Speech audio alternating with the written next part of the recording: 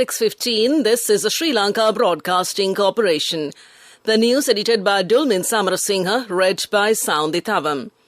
The International Monetary Fund says the talks with the Sri Lankan authorities make significant progress. Russia assures assistance to Sri Lanka. The Sri Lanka Ports Authority emphasizes that port operations are continuing. Litro Gas reveals it has procured LP gas sufficient to supply the country's gas requirement for the next 4 months. Pediatricians point out that online education has the potential to be the solution. In foreign news, China's President Xi arrives in Hong Kong for handover anniversary. And in sports, Alpine program aims to discover competitive female Formula One driver. The talks with the Sri Lankan authorities made significant progress on defining a macroeconomic and structural policy package, International Monetary Fund said in a statement issued on concluding its visit to the country. An IMF mission team led by Peter Brewer and Masahiro Nazoki visited Colombo from June 20th to the 30th to discuss the fund's support for Sri Lanka and the authority's comprehensive economic reform program. The IMF team reaffirmed commitment to support Sri Lanka at this difficult time in line with the IMF's policies. The team said it had constructive and productive discussions with the Sri Lankan authorities on economic policies and reforms to be supported by an IMF Extended Fund Facility arrangement. The discussions focused on designing a comprehensive economic program to correct the macroeconomic imbalances, restore public debt sustainability, and realize Sri Lanka's growth potential. The focus of the talks also fell on the need to reduce the elevated fiscal deficit while ensuring adequate protection for the poor and vulnerable. The IMF team stressed that far-reaching tax reforms are urgently required to achieve these objectives due to the low level of revenues. Other challenges that need addressing include containing rising levels of inflation, addressing the severe balance of payments pressures, reducing corruption vulnerabilities, and embarking on growth-enhancing reforms. Ambassador of the Russian Federation to Sri Lanka, Yuri Matiri, called on the Minister of Foreign Affairs, Professor G.L. Peiris, yesterday at the Ministry of Foreign Affairs. Foreign Minister Peiris and Ambassador Matiri discussed several issues aimed at enhancing the multifaceted bilateral relations, which celebrated its 65th anniversary this year. Foreign Minister Peiris briefed Ambassador Matiri on several steps taken to overcome the economic crisis faced by Sri Lanka and observed the critical situation, particularly regarding fuel. Ambassador Matiri assured the Minister of the Russian Federation's assistance to Sri Lanka and encouraged closer collaboration on pending engagements to further strengthen the bilateral ties. The chairman of the Sri Lanka Ports Authority, Dr. Prashantha Jayamana, says adequate fuel reserves are being maintained at the port fuel depot and there is no disruption to the port's operations due to the current fuel crisis. He said operations at the port of Colombo are smooth and its fuel depot has a stock of 32,000 metric tons of fuel. He further said employees are making a commendable contribution towards the smooth and efficient operations of all sections of the port. Litro Gas said today it had procured 100,000 metric tons of LP gas, which will be enough to supply the country its gas requirements for the next 4 months. The total consignment cost of the 100,000 metric tons of LP gas is $90 million, and the World Bank has provided funding of $70 million, while the remaining $20 million has been provided by Litro. The company said 70% of the consignment will be provided to domestic consumers. The remaining 30% will be provided for commercial use. An initial consignment of 33,000 tons of LPG procured by Litro at a cost of $20 million will reach Sri Lanka by the first week of July. The Sri Lanka College of Pediatricians says online education has the potential to be the solution until the country overcomes this challenging series of adversities. They said in a statement that online education has its disadvantages, but given the limited number and modes of the substitutes available to provide uninterrupted education, online education may serve the purpose. The Sri Lanka College of Paediatricians say they are willing to join hands with the Ministry of Education and the government in this tedious task to overcome the challenges likely to be faced in delivering this educational service, which will affect several generations to come. As the premier professional academic organisation concerned with child healthcare, representing academics and clinicians responsible for the health of the future generations, they believe that they need to initiate and support the uninterrupted delivery of education to the children. The Immigration and Emigration Department will expand the one-day service of issuing passports from 3 more districts. The service will commence in the Matara, Kandy and Vavuniya districts from next Monday. The department said the decision was taken on the instructions of Investment Promotion Minister Dhammika Perera. This news broadcast comes to you from the Sri Lanka Broadcasting Corporation. The 22nd Amendment to the Constitution has been published in a Gazette notification issued by the Minister of Justice, Prison Affairs and Constitutional Reforms on June 29th. Cabinet approval was granted to the 22nd Amendment recently. Accordingly, the bill will be included in the order paper of Parliament after 7 days from the date of Gazette notification. Secretary-General of Parliament Dhammika Dasanayake said that Parliament is scheduled to meet on the 4th, 5th and 6th of next week. This was decided at the Committee on Parliamentary Business held this morning under the chairmanship of Speaker Mahindayapa Abewardena. On July 6 from 10 a.m. to 10:30 a.m. time has been allocated to take up the Prime Minister's questions. It was decided to debate the adjournment motion brought by the opposition until 4:30 p.m. on the prevailing situation in the country. Fuel tankers registered with the Lanka IOC have been directed to report to work from tomorrow as the company plans island-wide fuel distribution to its filling stations.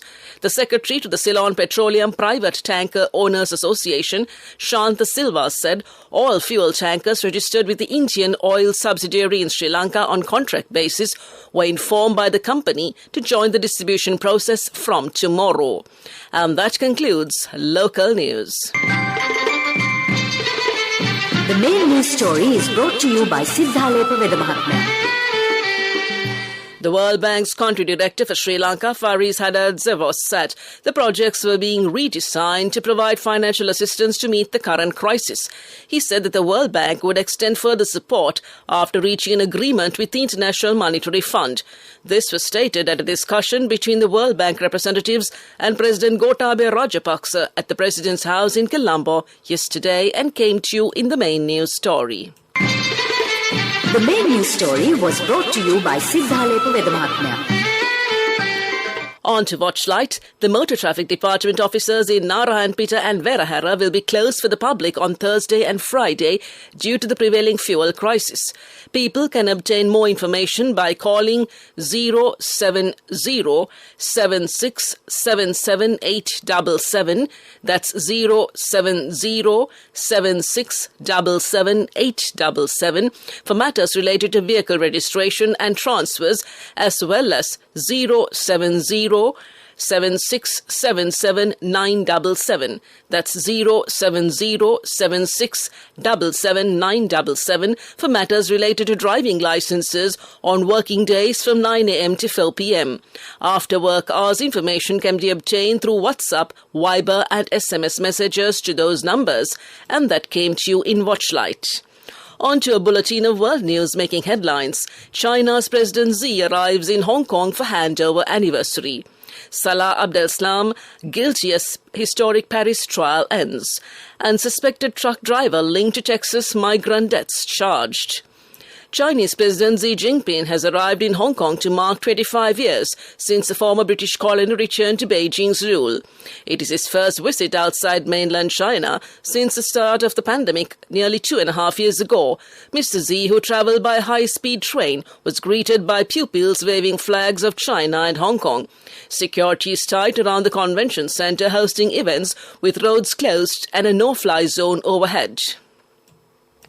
The only surviving attacker from the group that carried out the November 2015 Paris attacks has been found guilty of terrorism and murder charges. Salah Abdeslam received a rare full life sentence for his role in the gun and bomb attacks that killed 130 people. The court also convicted 19 other men involved, 6 of whom are believed to be dead. The trial, the biggest in modern French history, began last September. The suspected driver of a truck found abandoned in Texas with dozens of bodies inside has been charged with migrant smuggling, resulting in death. Homero Zamorano was found posing as a migrant in a bush near the lorry in San Antonio and arrested by the police. Some 53 people died in the tragedy, many of heat stroke and dehydration, after being shot inside the truck in blistering heat without any water. It is the deadliest human trafficking incident in U.S. history. Back to the headlines of the world news. China's President Xi arrives in Hong Kong for handover anniversary.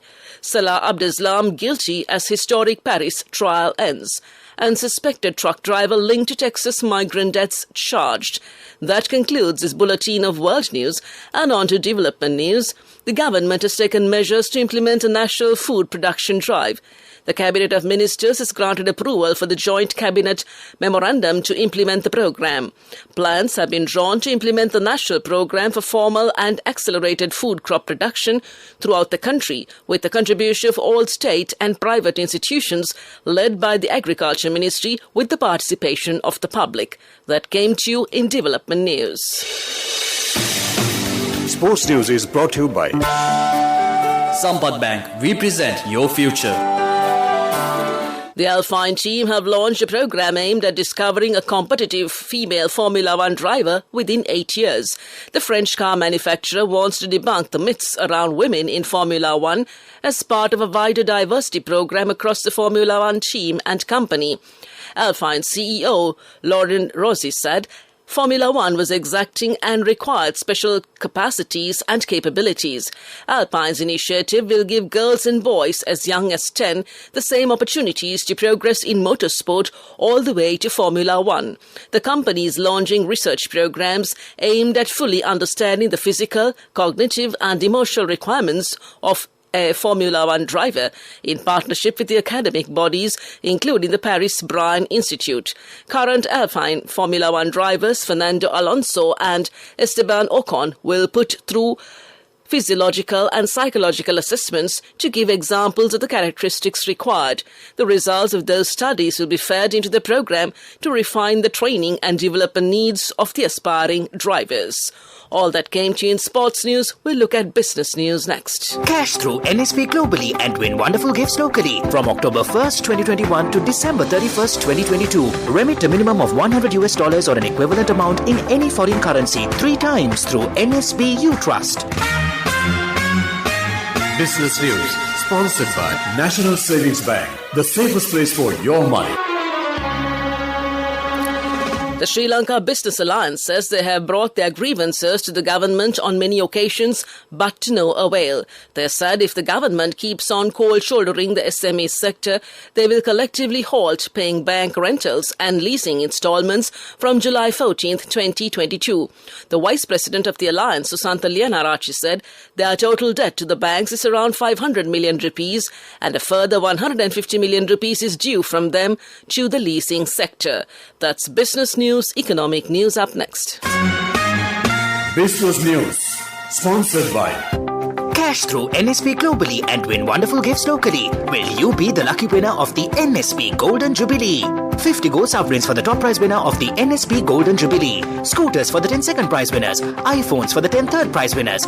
Mountain bikes for the 29 fourth prize winners. From October 1st, 2021 to December 31st, 2022. Remit a minimum of $100 or an equivalent amount in any foreign currency 3 times through NSB You Trust.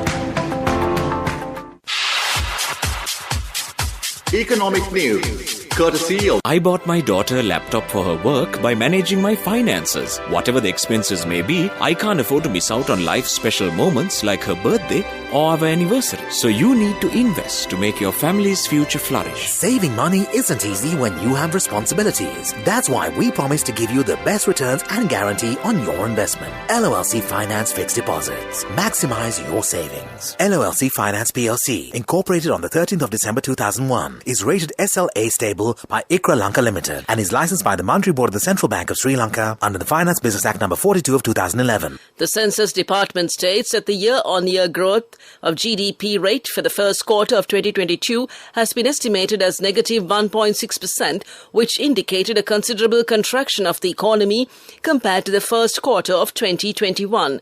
At the dawn of the year 2022, economy began to improve slowly.